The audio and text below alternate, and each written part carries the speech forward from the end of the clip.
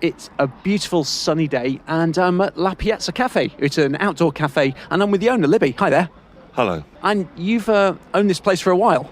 Yeah, I've ran this place since 1997. There's lots of places en route. We go to cafes and you see everything in Italian, but this feels like a real Italian place. You've got the cannolis and the paninis and so on.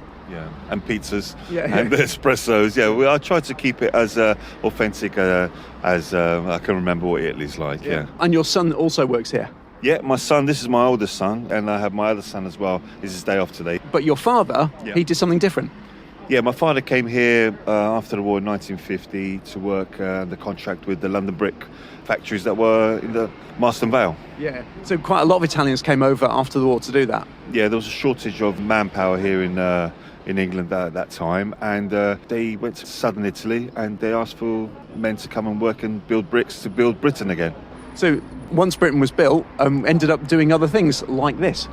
Yeah, a lot of them had skills as well. The mechanics, cafes, restaurants, hairdressers, barbers. In fact, there was some of them who make cheeses and mozzarella. They make it here. Yeah. So you've been running this for 30 years. Over that time, Britain's been on a bit of a journey, a coffee journey. It has. When I first started here, I used to sell just a few espressos to the Italian boys used to turn up, and I used to sell a lot of just coffee with milk, tea.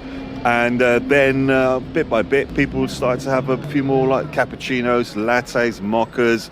Yeah, there's been a big cultural difference in coffees now. I mean, this is one of the sort of curious things is that we associate coffee with Italy. And yet, I mean, it's not grown there. It comes from Africa and from the New World.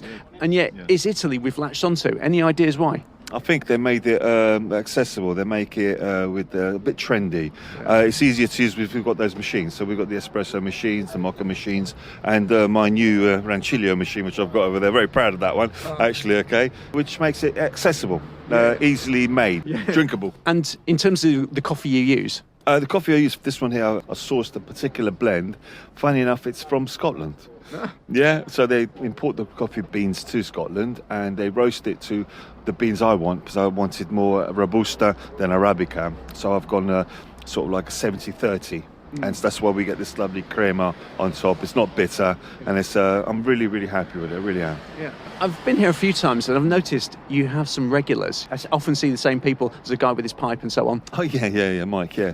They've made this their stopover. So they come in the centre of town, and they've made it their place. Yeah. Like the people that you see now, they're all regulars that are here every day. Yeah. So where we're sitting, we've got the John Howard Memorial in front of us, but you actually have something of your own set of memorials. Yeah, we have. Bless them.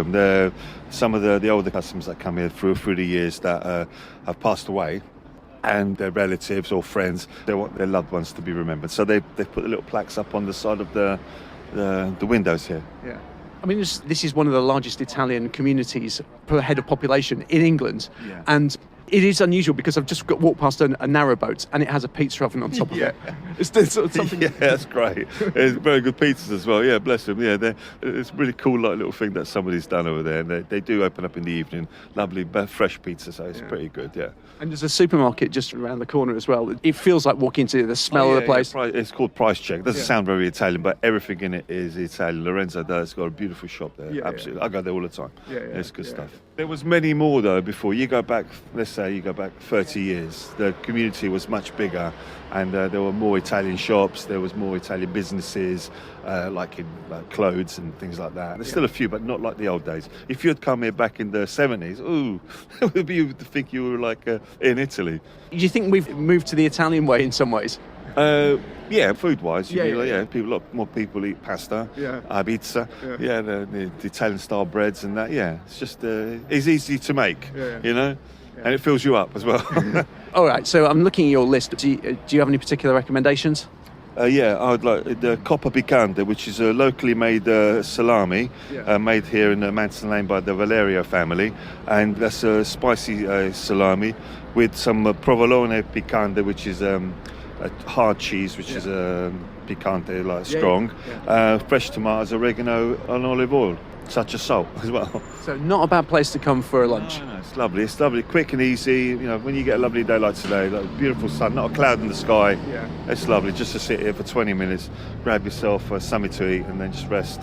Fantastic. Well, that was great talking to you. See you. Thank you very much, and have a lovely day. Ciao.